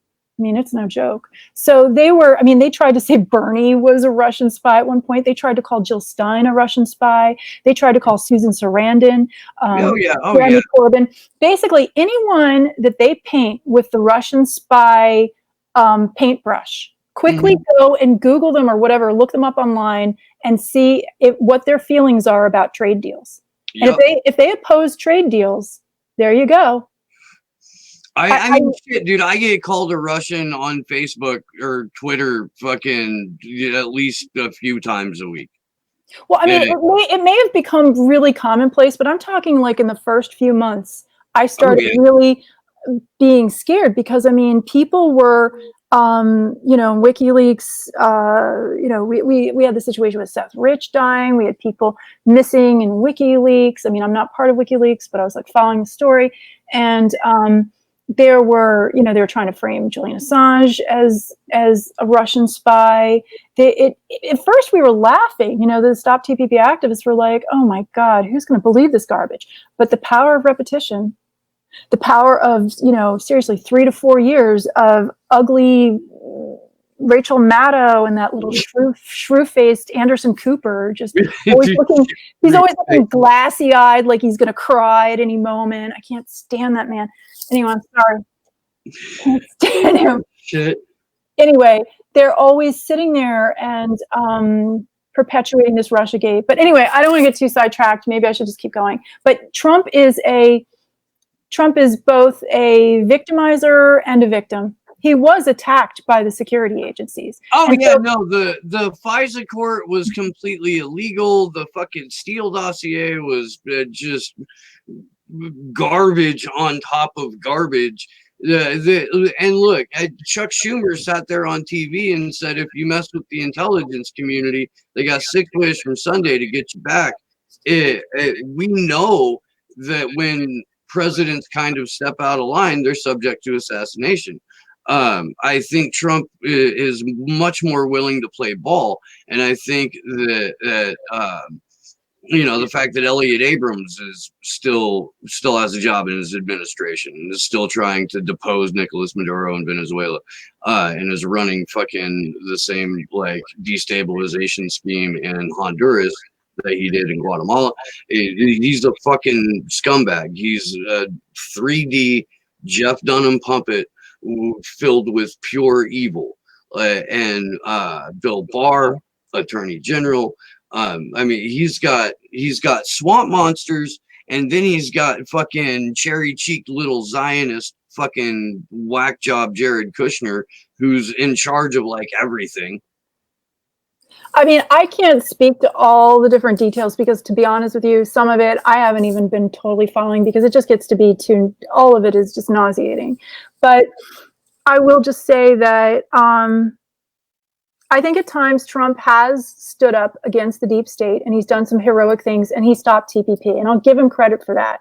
I think his other policies could be all garbage. Who knows? I don't sit around and dissect it, and I certainly don't trust him, and I certainly wouldn't be surprised if he doesn't have another agenda up his sleeve and if he doesn't sell us out later. But shockingly and sadly, I think that moving forward, I think the DNC is pretty much packed with a lot of former CIA that want TPP. And I think there's a 99.999% chance that TPP will pass if a Democrat gets elected. I think with Trump, it's about a 50-50 deal. And that doesn't mean I like Trump. That just means we're up shit creek, people. Yeah, no, that's fair. So, but anyway, I'll move away from Trump because I don't even know what to make of him. Oh, look, I'm only on point number 2. How much time do we have? Do you want me to keep going? Do we have enough time? Yeah, I mean, there's like 40 some people in the chat. They all love you. Love you guys too. Thank you for listening. I hope this isn't, this is stuff that I drilled home every single day. Okay, good. Because, I mean, anyone who's part of my Stop TPP call team is going to be like, there she goes again. Okay. But okay. Number 2, TPP removes tariffs. Tariffs are fees added to products that are imported to the U.S. Most products imported are made by sweatshop or cheap labor offshore and can be priced very low as a result. This means U.S. products can't compete with products made by cheaper labor because our products are manufactured by people making higher wages and we have a higher overhead to factor into our prices. Tariffs are added to imported products so that U.S. products can compete with products made, that's not the best sentence, but whatever, products made by essentially slave labor. Otherwise, everyone would just buy the products that are cheap made in sweatshops. We need tariffs to protect us from sweatshop labor wages becoming the global norm. If TPP removes tariffs, we are essentially killing the businesses and jobs that are not using slave labor, and we are setting a global norm that slave labor is the standard. Okay, this gets complicated, and there's a lot of rhetoric in the news that's going to refute this. And I understand that tariffs are sometimes used strategically, and sometimes they'll, put a tariff on this, and then it'll prevent us from having, windmills or something stupid. They can do this. Tariffs can be used sort of manipulatively and so forth. But I mean, basically, just to give you an example, a lot of these countries in the Asian Pacific, they pay their workers less than $1 a day. Okay. So think about the overhead for a business. If you have just these people that are packed into these factories and they're making let's just say 5 cents a day, and then you come over to the US and they're making the same products, but some of those people way back in the day in Detroit or something, say a car manufacturing plant or something like that, they were making $50,000 a year. Which do you think the corporation wants to employ? They want to go and troll around the entire planet and find the cheapest laborers. And so it used to be that, okay, if you go offshore, a lot of our companies will go offshore, but if they tried to bring the manufactured products back into this country that were made so cheaply, because they're basically not helping American workers, that, or it could be, it doesn't have to be America. It could be whatever country is doing this. It's not just America that has these horrible CEOs, going to the poorest countries to make their products. But the problem is that basically if you have a tariff, you add it to the product that's coming in from offshore. And so say a television set is made over in Vietnam for 3 cents. Okay. And it comes over here and it sits on our Walmart shelf for 3 cents. Okay, I'm using an extreme example. But then, we have to pay our workers minimum wage and our television set is $300. Nobody is going to reach for the American-made television set. Nobody's going to reach for the American-made product because you're always these. And so tariffs were added to the products coming from offshore to make sort of the prices kind of comparable, So then if you go to look at the Walmart aisle, okay, there's an American TV for $300 and here's one from Vietnam and it's $299 or something like that. I'm just giving you sort of a rough sort of generalized example. I got you. When you remove tariffs, what the hell are you saying? You're saying that all products now are going to be basically shifted to these sweatshops. Yeah, you're setting the wage floor at essentially extortion and starvation. Yeah, because the thing is that, I've had a lot of people argue with me and they'll say, yes, but those people need jobs too. You're so mean and bad because you're opposing. The thing is that how does it help anyone? It's like a union. It doesn't help anyone if people cross the picket lines and you all suffer and all make, 1 cent an hour. Like you have to hold your line. And it's sad that these other people are being exploited. But by us, real quick, to the people watching right now, if you haven't, go and watch the interview I did last night with the 2 women who are the organizers behind Corona Strike. Yesterday was May Day. There were a ton of successful strikes that got 0 fucking coverage because there were people with guns at state houses or people in the street in Huntington Beach. And so the focus is on look at how unsafe these people are being, how dumb are they, rather than look at all of these successful the strikes that are going on in several different arenas. I'm sorry, go ahead. No, that's okay. Good for them. I mean, for doing the strikes. And so, you're going to hear a lot of talk about tariffs and, how like the corporations and their corporate media and little weasel face Anderson Cooper is going to cry and look all glassy eyed because, oh my God, you guys, they want to remove tariffs. Isn't this horrible? And you'll read article after article from these corporate people that are upset about this. Don't fall for it. We need some kind of protection, or else we're going to be a country that can't sell any of our products. We can't, later on, we're going to watch a video from Alan Grayson, and he literally says in the video, TPP is bullshit. And he describes how when you set up this dynamic where all production is being shifted to the cheapest labor, people are going to buy all of those products, but no one's going to buy any of ours. And then there go our businesses, there go our workers' incomes, and we're going to be the next set of people, on rafts trying to get to the sweatshops for our jobs. So, I mean, obviously there could be some steps in between that, but we're heading in a very bad direction. This shouldn't be like the Hunger Games where, they're just searching for the cheapest labor and we all have to take it. And that doesn't mean that I don't feel solidarity with the workers in these other countries. I do. In fact, I was organizing with them because it helps no one to have everyone stuck in slavery. So we're trying to resist, these trade deals and then trying to also help them resist their own horrible fascist leaders that are keeping them in these horrible sweatshop conditions. So anyway, that's that. Okay, I gave examples. So when Obama says TPP will create jobs, ask where will the jobs be created? Are they going to be, here, offshore, somewhere else, in a prison where people are desperate and can barely feed themselves? Or, and how much will the wages be? Is it going to be like the Apple workers that were like, so upset, like jumping off the building? Nets. What's that? With the suicide nets? Yes, that's what I mean. And like, it helps no one to, yes, maybe on a very basic level to say, okay, someone has a job, any job, maybe that's better than nothing and starving in the street. But we have to build a point of resistance. And at some point, we've got to just stop letting these people chip away at our rights and like I said, build solidarity with the global workers and not let these horrible transnational criminals like take advantage.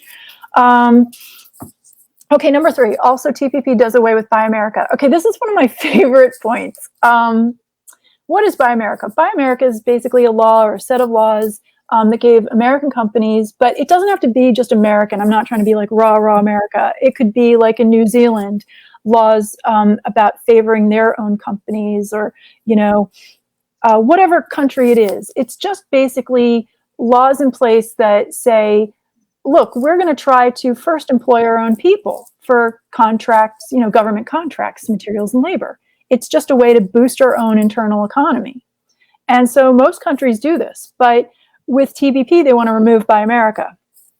So why I find that funny is because, first of all, I'm being targeted by all these security contractors. And what these security contractors don't realize is that, guess what? They can be replaced. And if suddenly, if you remove tariffs and suddenly everything, the cheapest labor is going to be over in these foreign countries, they can just bring in teams like labor teams from offshore to replace entire sectors of our country. And that includes national security. Now, maybe not every single facet of national security, but certainly all like the computer assholes that, harass us all day. And, a lot of the people that do some of the vicious targeting work. I mean, they're going to go to try to get government money for contracts. And the contracts, they make it illegal. It's illegal to favor your own country's labor or materials or products. So it's going to be based on who's the cheapest or what's the most affordable for the government. And then they're going to go offshore. So all these people that are basically ruining the Stop TPP activists' lives are going to really regret their decision in trying to neutralize us when their jobs are missing. So that's the only silver lining to TPP possible, or CPTPP possibly passing, is that finally these contractors are going to be like brought to their knees. Okay, here we go. It's gonna get it might get a little bit loud over here. Since the lockdown started, my little mountain town has been walking outside of their homes and howling at 8 o'clock to let everyone know that they're still around or some shit. I don't know. Really? But yeah. I can kind of hear it. Okay, I'm just saying, if you like randomly like you're howling or some shit, that's why. Okay. Well, welcome to the Santa Cruz Mountains. It's our twisted little version of Mayberry. Oh, that's kind of cute. Okay. Well, I hope I'm not boring people with this. I mean, I just wrote these notes to keep myself on track. This is not a sexy subject, okay? That's why I had to do cat memes, you guys. But anyway, I'll try to move through it. Interestingly, the removal of Buy America, we just talked about that. Okay, we just talked about that. And this is a really good article if you want to read more about that. TPP would gut Buy America. Now, it's dated because it's about the TPP, but it still applies. So you could this is by Lori Wallach. And just go to this article if you want to learn more about that topic. So when Obama says TPP will create more jobs, how many? And do government workers realize that TPP will send their jobs overseas too? Finally, let's see, number 4, TPP reintroduces SOPA, and we've already touched upon that. And that's basically what led me to get involved in the fight. And it just talks about copyright offense and how they want to criminalize that. So yeah, I mean, what can happen with that? Over time, your computer is going to start operating more like a television because it's going to be sort of a one-way dialogue. You're not going to be able to, share a lot of information and content with, the people in your community, because how can how can people who are already struggling financially, for the most part, especially if TPP gets passed or CPTPP gets passed, going to be able to pay all these corporations that own all the content? And then you get into a vacuum where people are going to be, rendered extremely ignorant because, just think about whenever you want to prove a point. You're not going to be able to show like these videos that I'm showing you where Obama at one point said one thing and then he says another, or, about trade deals, or you're not going to be able to share journal articles or maybe even medical information or ways to educate yourself in all these different ways. So it's bad for education, it's bad for safety, and it's bad for activists. And it's just going to dumb down society. So this is dangerous. We talked about Aaron Swartz. I know. Yeah.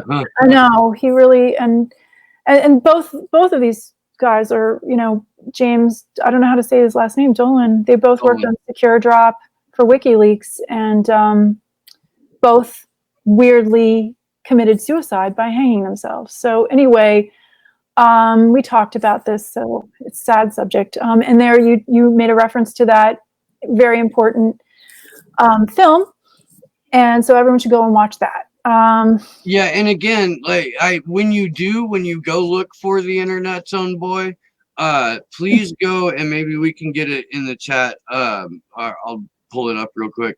The Don't Extradite Assange campaign has a WikiLeaks lockdown playlist, and the internet's own boy is just one of a ton of tremendously informative, entertaining, and you know, fucking outrage porn for fucking free thinking people. Yeah, I mean, his history is amazing, and I just posted this little snippet from, like, I think it's Democracy Now, but it's also from that video, and it just talks about how he won against SOPA, and he just talks about how basically it was like, let's see, Wikipedia went black, Reddit went black, Craigslist went black, the phone lines on Capitol Hill flat out melted. Members of Congress started rushing to issue statements retracting the support for the bill that they were promoting just a couple of days ago. And that was when, as hard as it was, sorry, my eyes again, I'm wearing my glasses. Okay, I'm putting on the glasses. Here we go. As hard as it was for me to believe, after all this, we had won. The thing that everyone said was impossible, that some of the biggest companies in the world had written off as kind of a pipe dream, had happened. We did it, we won. And it was this kind of success and determination that fueled me whenever I'd have a bad day, you know, about anything that I worked on with stopping TPP and all my other activism. So I just thought that was a nice part of his story. Okay, this is really interesting, but I don't know. How are you guys doing? This is kind of tedious. I have a few more slides, and then maybe I'll open it up to questions. Because Yeah, we've still got people that are saying they're not bored, they're enraged. We weren't supposed to know this. This is great. okay. I mean, good. yeah, I mean, terrible, but you know what I mean. Yeah. Okay, thanks, you guys. I'm almost through most of the slides, but I do think this is important. This is an interesting story. Kim.com is a direct example of what can happen if SOPA goes into place with the TPP or the CPTPP. What they did to him is unbelievable. It's an interesting story because I believe Australia is like a day ahead of the US. Yeah. And when we were fighting SOPA, like all the groups were fighting SOPA, they thought in Congress, like all the Hollywood people that tapped Obama to go and attack Kim.com for his mega upload because he had created a platform for like sharing content. And it wasn't even that Kim.com was violating copyright law. They were mad because he was a successful entrepreneur, and they said, oh, well, a certain percentage of your people who are using your product are violating copyright law. Well, guess what? That's not Kim.com's problem. And second of all, Kim.com's not even part of our country.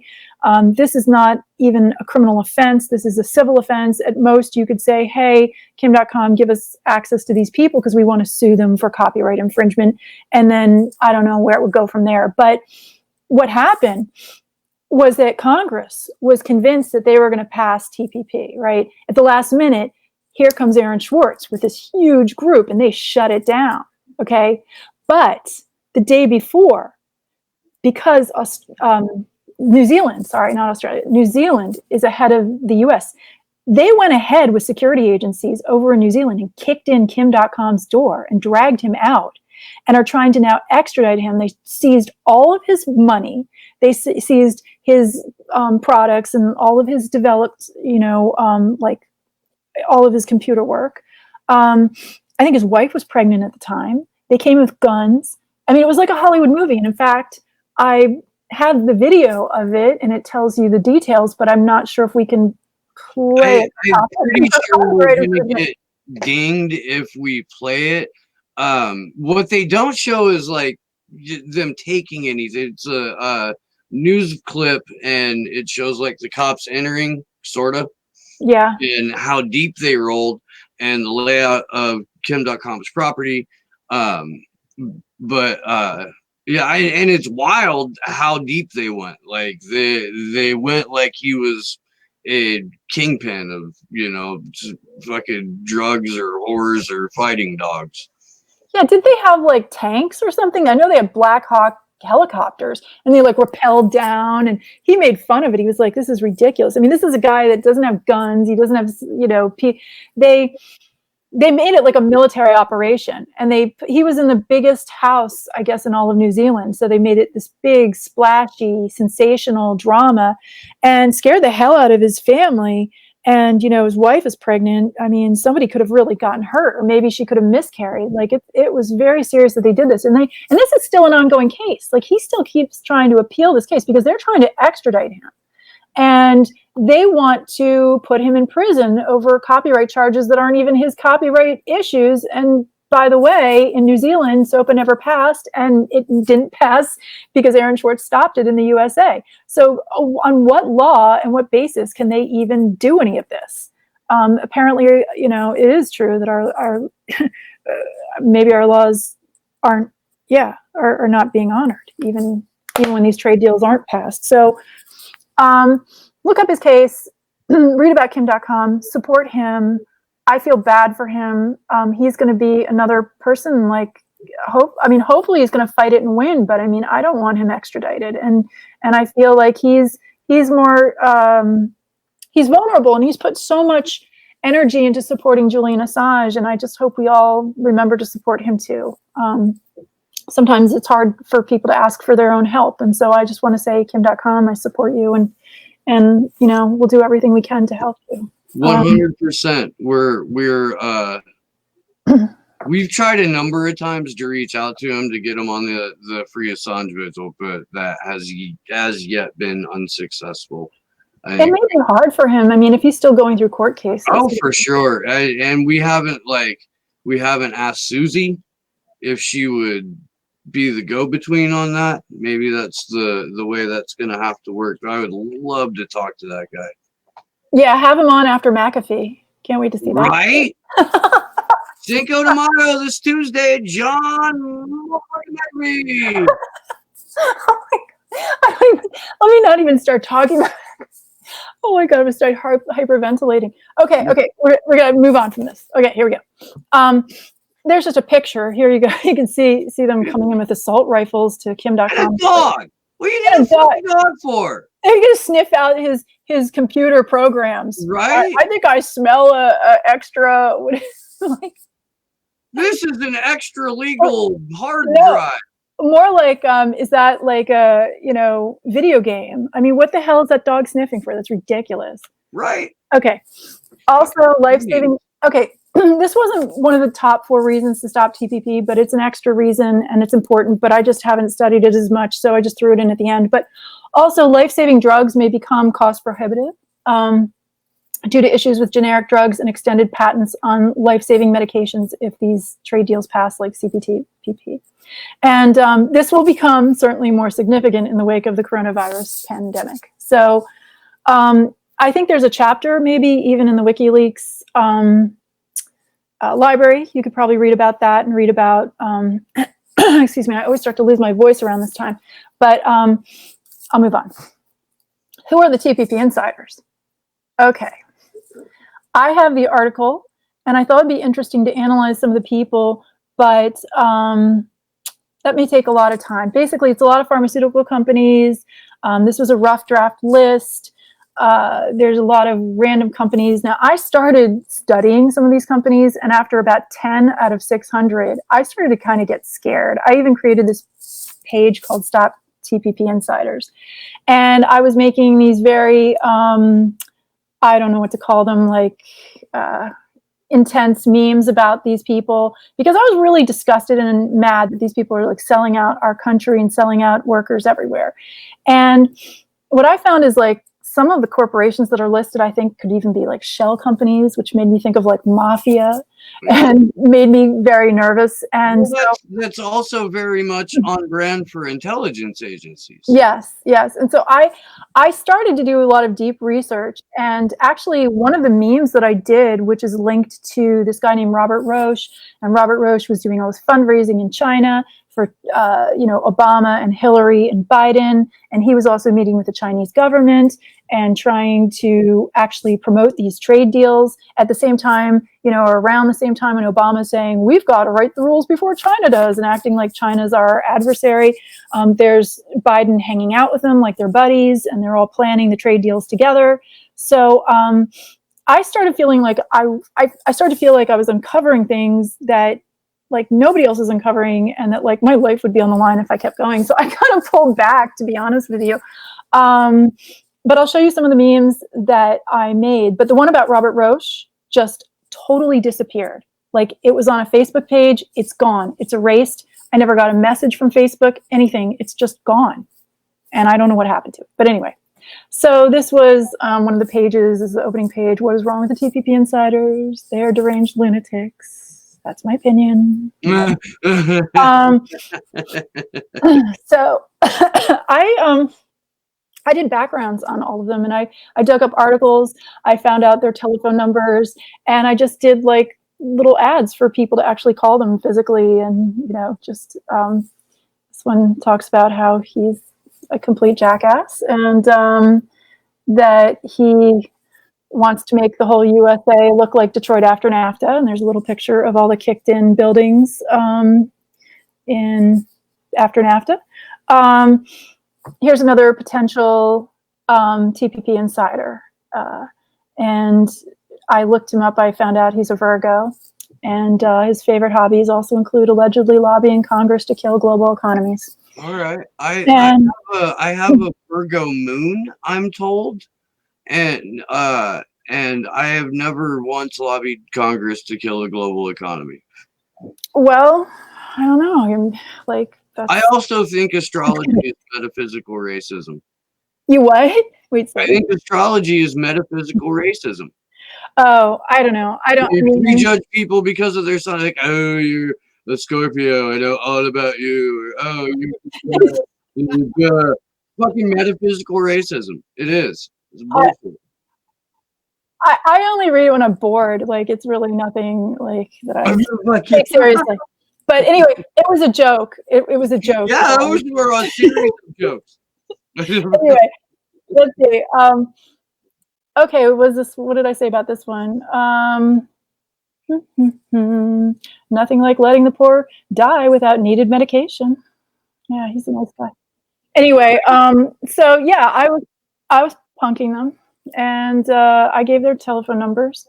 This guy, guess how much your medication prices will increase if TPP passes. Sorry, sick people, you are just collateral damage to my company's insatiable greed. Look at him. Look at that face, God. Yeah, that's a punchable face. I didn't say it. All right. Anyway, I advocate violence, but that's a punchable face. Yeah, I can't comment. Okay, so but I love you, Steve. Okay, so here are some, other topics that we could explore at a later date, and when I have more time and I get myself together here. Well, we've kind of gone over the history of the TPP battle. I mean, there's some stories in there. I'd love to talk about the New Balance story. That's funny, but that's another day. Methods activists used. I've talked about that pretty frequently. How stopping TPP was a bipartisan, nonpartisan, transnational effort. We've touched upon that.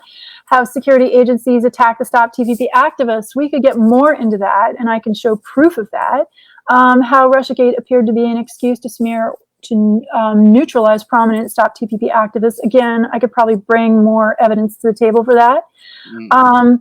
Evidence that the US's elite and China's elite teamed up together to pass fake trade deals. Now, this is kind of an exclusive. I haven't seen many people talk about this, and this is like what I think maybe I could get killed for. So, but I have found a lot of leaked documents that seem to link people like John Brennan and Hillary and Obama and Biden and like these Chinese leaders, that they keep trying to pretend that, we have to protect America from these horrible Chinese, leaders that are taking over.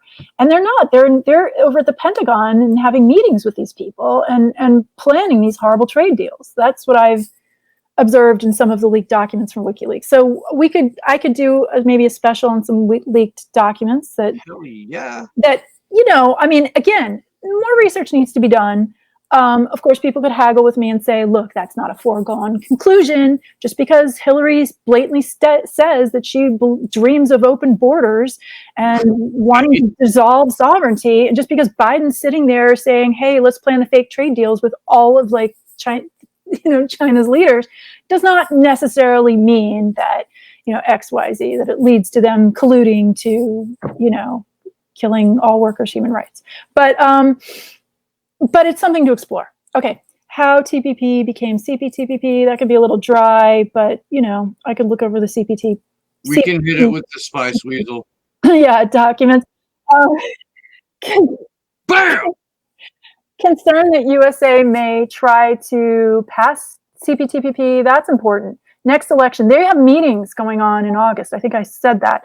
But this August, it's bubbling beneath the surface, and then how coronavirus and resulting lockdown debt could be used as the excuse to try and pass CPTPP, and I'm starting to track those articles. And finally, I thought it would be fun to close out with Alan Grayson, like literally openly saying how TPP is bullshit. Just every time you hear it, think of CPTPP, and just remember the fast track was passed. And basically, with fast track, what that does is, usually when you pass these trade deals, they have to be passed in Congress first, and then the president signs them. Okay, signs off on them. What they did with fast track is, with all of these fake trade deals that are coming down the pike, like TPP, CPTPP, TTIP, TISA, because they're going to have others. What it does is it fast tracks it. So basically, the president has already, like in this case, Obama already would sign off on the TPP, and then all that has to happen are the votes in Congress. So it's kind of a way of pressuring Congress. It's like saying, look, the president's already on board, you better do your part and pass this deal. So I thought maybe that would be interesting. And then the last thing, is this really the last thing? Yeah, okay. So thank you guys for listening to all of this. I know, again, this is really dry information, but it's important. And I just, again, want to give all of my love and support to Julian Assange and WikiLeaks.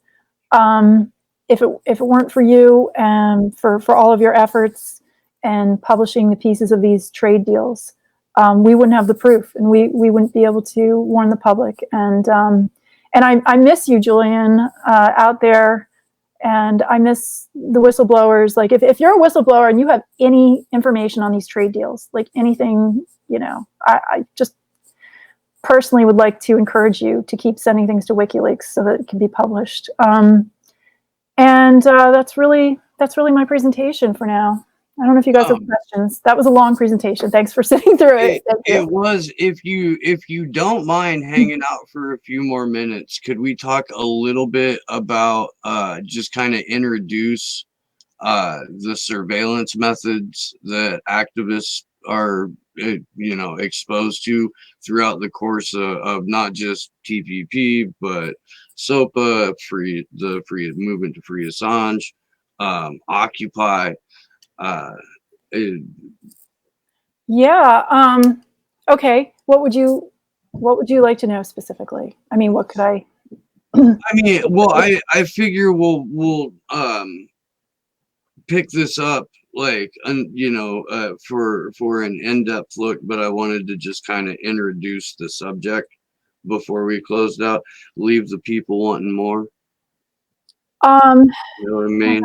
Okay, so ask me what I'm doing right now is I'm going through military manuals, and then I'm also cross-referencing on IC Watch and the WikiLeaks documents, sometimes even the Edward Snowden documents, and then I also look up the Freedom of Information Act documents, and then just do random searches on JSTOR and find like academic articles. And I try, sometimes searches with terms, with names.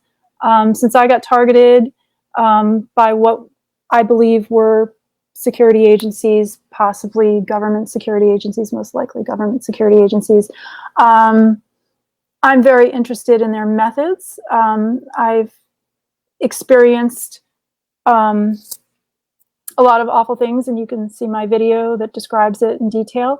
And then I've found proof that indeed each of these tactics are are being used, and there people are in the security community are bragging about it on their CVs on LinkedIn, which were gathered by a group called IC Watch that ended up getting death threats, and had one of the people that put it together had to leave to Germany to escape, and he gave it to WikiLeaks to house all of his research. Yeah. So I should probably put the link to IC Watch in the chat. Where are you finding the military manuals? Oh, well, that's the best part. That's the interesting part, is that, you know, they're all over the place. You just find a term and you put in military, like you put it in quotes and you put military, and you'll find all kinds of stuff. So I just put in like targeting and military and manual. Can you send me some of that? Oh my God, it's endless. It's endless. And I really do want to present it to you guys. One of my, I mean, I've already kind of, what do you call it? Like posted it ahead of time. So you guys are going to get a preview. And so it's not really like a total scoop, but there are two really, really important things that I want to show people. And one is this journal about targeting programs, and it really shows the methods. I mean, right down to the finest detail of, you know, deny, delay, disrupt, all of these things that they will do to your life. And they sound like harmless terms until you think about like something like the coronavirus and what's occurring and how they can, you know, deny your unemployment benefits or delay your stimulus check, or, you know, plausible deniability. If you have a security subcontractor come to your work and start calling you, like asking you if you're Russian and drunkenly coming on to you, or trying to frame you for something you didn't do or whatever. So that's a very interesting manual, and we should pick that apart. And then what I've really come to find is that I think the fusion centers, and I'm not the first person to discover this at all. This is I may be slow to getting to the party, but fusion centers are really ground zero for where I think they're staging most of this harassment. So okay, and for the people who may not know what fusion centers are, can you just kind of break that down? Tell them? Yeah. Okay, Department of Homeland Security created these fusion centers, and what they do is it's a lot of police involvement in FBI, but what they're doing is they're using cyber products and basically breaking into a lot of your technology if they don't have direct access to it from the government as is, and they are targeting people for pre-crimes. Okay, so if they have anyone reports you, they suspect anything, they don't like you, they don't like your politics, whatever it is, you can get on a list, and they're communicating, like police departments are communicating with police departments, not just nationally, but internationally. And they have relationships not just on the local level and the state level and the federal level, but like I said, it goes all the way up to, you know, probably the CIA, probably the State Department, probably the National Security Council, the military. And they're using all of this mass surveillance and our personal data to basically hunt anyone that the elite wants for, you know, a price or a government handout or something. And we're still, like, you know, Susie and I, we talk about it all the time. Susie Dawson and I, she's done a lot of groundbreaking research before me, and she's been one of my biggest heroes and mentors and inspirations too. So she's written some articles that really kind of outline what she thinks is sort of the hierarchy of these groups. But the worst part is that these fusion centers will also create, like, I'm trying to think of the word, but they go into your community and they get people to snitch on you. Yeah. So they'll go to your utility company and get people to spy on you. They will go to your landlord and get your landlord to spy on you. They will send surveillance role players. They will. So you have people in the government sector and the private sector, and people who are trained to do this kind of surveillance work, and then just like garden variety sellout scumbag, motherfucker, Like, I'm convinced that's why the next door pages exist. yeah, Like, I mean, it's just your digital fucking snitch playground, and yeah, that's all and it gets people conditioned to ratting out on each other. yep, I've read articles about, like, it has been a goal of the intelligence agencies to make a nation full of rats. Like, that's what they wanted with the Stasi. yep, That's what we have right now. People so willing to provide way more information than necessary. yes, it's really Real bad. quick. You know what I have? You know what I found? Wait, I have to tell you this. I have to. Okay. Okay, so I went to Stratford's like YouTube page, and they have all these presentations, and I found this guy who was, I think he's from CIA, the CIA, former CIA, and he was talking about to Stratford about how the Stasi, that nobody was better than the Stasi. Like, I forget the exact quote, but it was like basically like Stasi was the best of the best. I think that was the quote. Yeah. They admire the Stasi. Yeah. You're I mean, this is absolutely just right. anyway. Okay, Oh, so I I just have a lot of. I got a $5 super chat from Costello, and he's asking how Susie doing, and are there any updates with her. I haven't talked to her in a while. I don't know if you've talked to her more recently than. Are you asking me? Yeah. I, every now and then, we, I mean, I miss her. I Yeah. think she's very busy, but I do Yeah. communicate with her here or there. But I probably, I don't want to breach her privacy, but like, Right. and She's hanging in I there. want to see more of her too. Yeah, no, and she's got a lot going on, but Yeah. she is hanging in there. I don't have any like update. I couldn't tell you what she ate, today. Um, but all right. It's Yeah. true. Occasionally. It's true. Well, shit, man. Um, Thank you so much, Liz. This has been just tremendous. And we had a lot of love for you in the chat. A lot of people that want you to stop apologizing and just do your thing. Um, uh, you're fucking fantastic, and I can't thank you enough. Will you please tell people where they can find you and where they can find your videos? Thank you so much for your support, and just everyone here on this stream, and in the audience. Thank you for all of that. Sorry, I'm always a nervous wreck. Okay, where can you find me? I'm at Liz Activate on Twitter, and I have a whole bunch of other pages. Some of them I post on regularly. There's like TPP Hates Your Freedom, NAFTA Hates You, which doesn't have that many people on it because of the algorithms have been changed. I do have a Facebook page. I have a YouTube page. But I really need to start posting more content. So just find me on Twitter. All right. Well, that's going to do it for this episode of Slow News Day.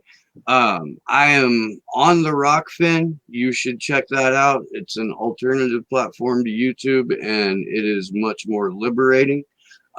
You don't get censored for the content that we just talked about that is going to be heavily suppressed, I'm sure.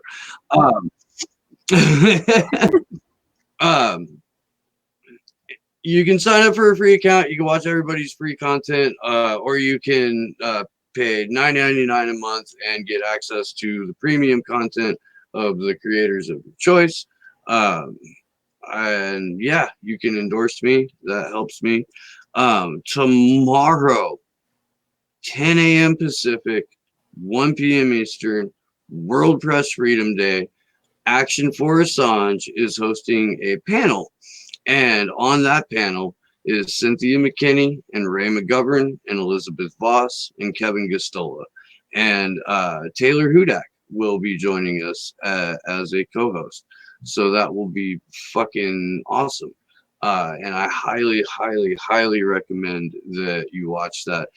Candles for Assange has put together I think 14 or 16 hours of streaming all over the globe with local journalists from wherever they happen to be.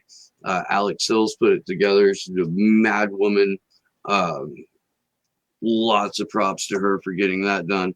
But yeah, do not miss that. Tomorrow, 1 p.m. Eastern, 10 a.m. Pacific, World Press Freedom Day. And then Tuesday, Cinco de Mayo, John motherfucking McAfee. Oh my God. That's going to be a trip.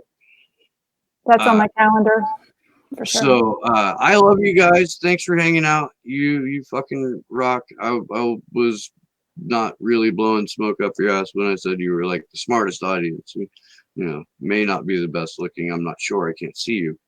But I assume you're all smoking hot. I do. So until next time, this has been Slow News Day. I'm Steve Boykinen. Good luck to us all.